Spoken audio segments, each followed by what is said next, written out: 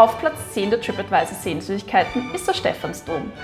Und dass es nur auf Platz 10 geschafft hat, macht mich ehrlicherweise ein bisschen traurig, weil dieser mittelalterliche Dom im Zentrum von Wien ist das Wahrzeichen Wiens. Was viele Nutzer kritisieren, ist, dass man, wenn man in den Dom weiter hinein möchte, zahlen muss. Jessica S. schreibt zum Beispiel, Touristenabzocke. Dass man nur 1/3 sehen kann, ohne zu bezahlen, finde ich für eine Kirche traurig. Man kann einen kleinen Teil des Doms gratis besuchen, wenn man weiter hinein möchte, muss man dafür zahlen. Außer man nimmt an einem Gottesdienst teil.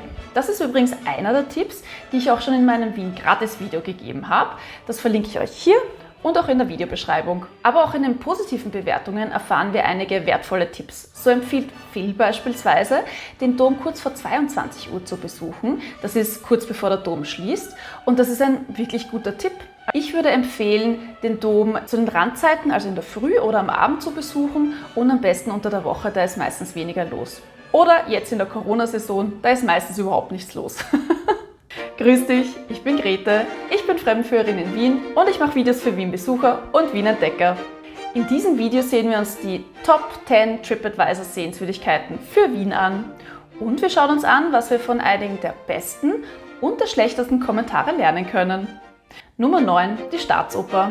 Die Staatsoper ist das musikalische Herz der Stadt und gilt als eines der besten Opernhäuser der Welt. Sie kann auch im Rahmen von Führungen besucht werden, wo man mehr über die Geschichte, Architektur und Opernbetrieb erfährt. Die Führungen sind in den Kommentaren positiv und negativ erwähnt. Positiv, weil sie sehr informativ sind, negativ, weil sie nicht immer stattfinden. Mein Tipp wäre, einfach vorher kurz anrufen und schauen, ob die Führung auch tatsächlich am gewünschten Tag stattfindet. Zu den Aufführungen gibt es sehr viele positive, aber auch einige kritische Kommentare, von denen wir einiges lernen können. Einige kritische Kommentare bemerken, dass die Tickets, die sie gekauft haben, eine schlechte Sicht hatten und es offensichtlich bei der Buchung nicht klar war. Einige Nutzer sind auch darüber verärgert, dass sie von Straßenverkäufern minderwertige Tickets angedreht bekommen haben. In beiden Fällen würde ich empfehlen, die Tickets direkt bei der Oper zu kaufen, weil man da Rückfragen zu den Sitzplätzen und auch zum Ensemble stellen kann.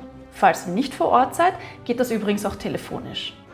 Wenn du das Video hilfreich findest, freue ich mich übrigens, wenn du einen Daumen nach oben dalässt. Nummer 8, das Belvedere. Die positiven Kommentare streichen hervor, dass das Belvedere ein opulentes Barockschloss ist, mit einem weitläufigen, wunderschönen barocken Garten. Im oberen Belvedere ist auch vermutlich das bekannteste Kunstwerk von Gustav Klimt untergebracht, der Kuss. Kritisch wird der Besucherandrang gesehen und es stimmt, in den letzten Jahren war wirklich mega viel los im oberen Belvedere, nämlich so viel, dass sogar ein eigenes Besucherstrommanagement mit Zeittickets eingeführt wurde. Außerdem wurde der Eintrittspreis kritisch bewertet. Hier habe ich einen Tipp für euch, wenn ihr das Ticket online kauft, kommt ihr ein bisschen günstiger weg.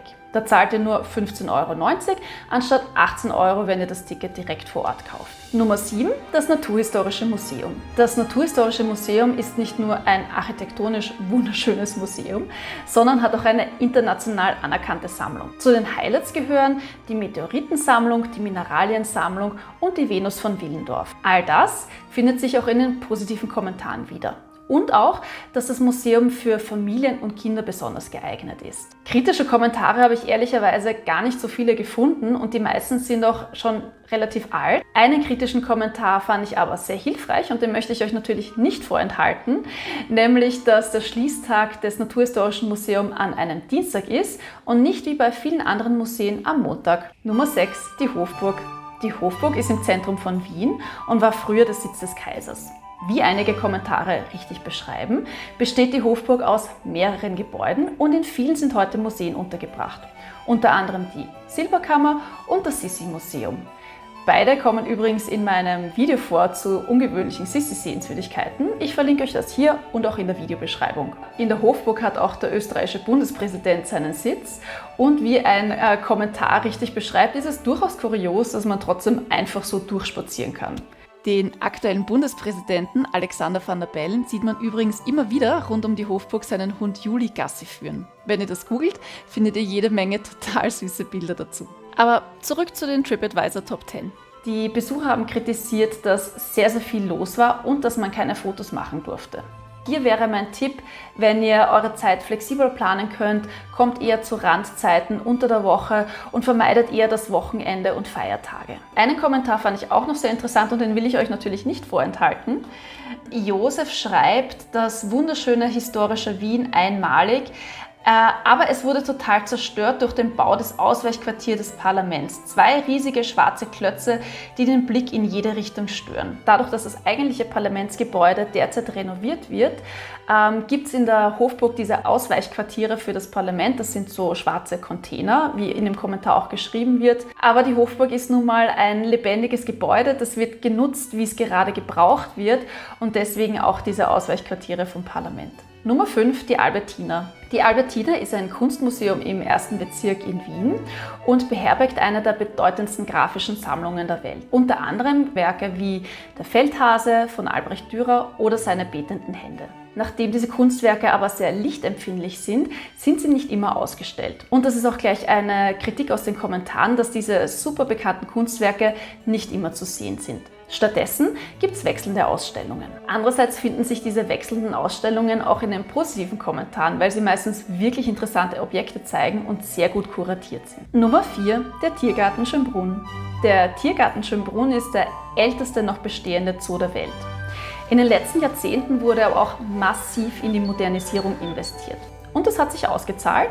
Der Tiergarten Schönbrunn wurde in den letzten Jahren insgesamt 5-mal als der beste Zoo Europas ausgezeichnet.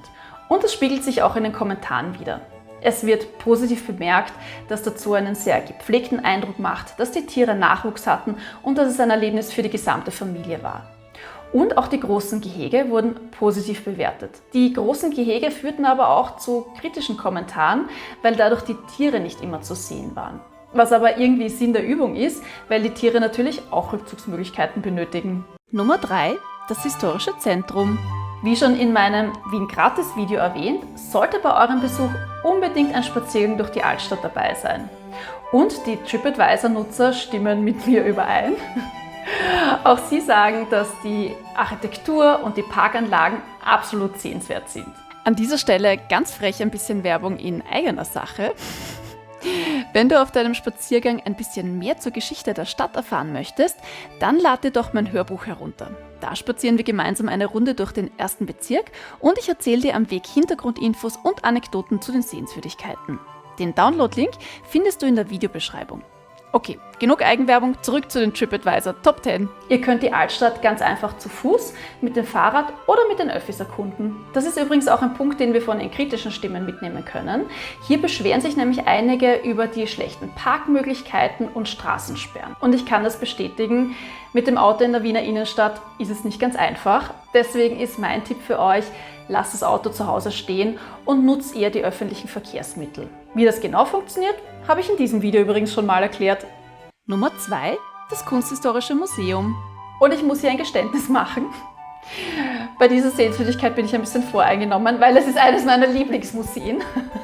Ich finde, es ist ein tolles Gebäude, tolle Kunstwerke, tolles Ambiente. Also aus meiner Sicht eine absolute Besuchsempfehlung. Aber schauen wir uns mal an, was die Besucher so zu dem Museum sagen und auch was wir aus den kritischen Kommentaren lernen können. Vielleicht vorab, das Kunsthistorische Museum ist das Zwillingsgebäude und das Zwillingsmuseum zum Naturhistorischen Museum, das wir auf unserer Liste bereits besucht haben. Beide Museen sind direkt gegenüber am Maria-Theresien-Platz im Zentrum von Wien. Die Sammlung ist wirklich riesig. Zu den Highlights gehören Kunstwerke von Peter Bruegel, Raphael und Rubens. Was ich persönlich und auch viele der Kommentare zusätzlich zu Kunst und Kultur im Museum hervorheben möchte, ist das Museumscafé. Das Ambiente ist nämlich wirklich ein Traum und für mich persönlich ist es immer ein Fixpunkt bei jedem Museumsbesuch. Negative Kommentare habe ich nicht besonders viele gefunden und die meisten Kommentare bezogen sich, wenn eher auf Sonderausstellungen wie die Bruegel-Ausstellung 2018-2019. Da war wirklich super viel los und es wurden auch Zeittickets vergeben, die man sich auch holen musste, wenn man eine Jahreskarte hatte und das ist bei den Jahreskartenbesitzern nicht sonderlich gut angekommen. Auf Platz 1 haben wir eine wahrlich imperiale Sehenswürdigkeit, nämlich das Schloss Schönbrunn. Und ich habe mir gedacht, dafür könnte ich mein Krönchen mal wieder aufsetzen. Aufmerksame Seher kennen das bereits aus einem meiner ältesten Videos. Bevor es jetzt zu peinlich für mich wird, sehen wir uns lieber an, was die TripAdvisor-Besucher zum Schloss Schönbrunn sagen. Das barocke Schloss wird von einem Nutzer als märchenhaft beschrieben und auch der weitläufige Park kommt besonders gut an. Ein Nutzer gibt beispielsweise den Tipp, dass man zur Gloriette hinaufspazieren sollte und das ist übrigens auch eine meiner liebsten Ecken im Park. Was ihr im Kopf behalten solltet, wenn ihr das Schloss besucht, ist, dass es wirklich sehr, sehr voll sein kann, weil es natürlich ein super beliebtes Ziel ist und auch von Reisegruppen sehr oft besucht wird. Und noch ein Hinweis, weil das in den negativen Kommentaren relativ häufig vorgekommen ist: Wenn ihr einen Vienna Pass nutzt, das ist ein Sightseeing-Paket für Wien, müsst ihr ein eigenes Ticket mit diesem Pass im Ticketcenter in Schönbrunn lösen. Da bekommt ihr dann ein Zeitticket, einen Timeslot zugeteilt und wenn wirklich sehr viel los ist, kann es sein, dass dieser Timeslot nicht am gleichen, sondern am nächsten Tag ist. Behaltet das für eure Zeitplanung im Hinterkopf, nicht, dass ihr dann enttäuscht seid, weil die Tour und die Besichtigung nicht funktioniert. Und auch noch ein weiterer Hinweis, weil das auch immer wieder gekommen ist in den Kommentaren: Fotografieren ist im Schloss übrigens nicht erlaubt. Was auch positiv bewertet wird, wie zum Beispiel von LockDog84, ist, dass man den Mythos Sissi und Franz hautnah erleben kann. Im Schloss sind einige Räume Kaiserin Elisabeth und Franz Josef gewidmet, aber man kann auch in Schönbrunn auf Sissis Spuren kostenlos wandeln. Das habe ich zum Beispiel in dem Sissi-Gratis-Video für euch schon erforscht.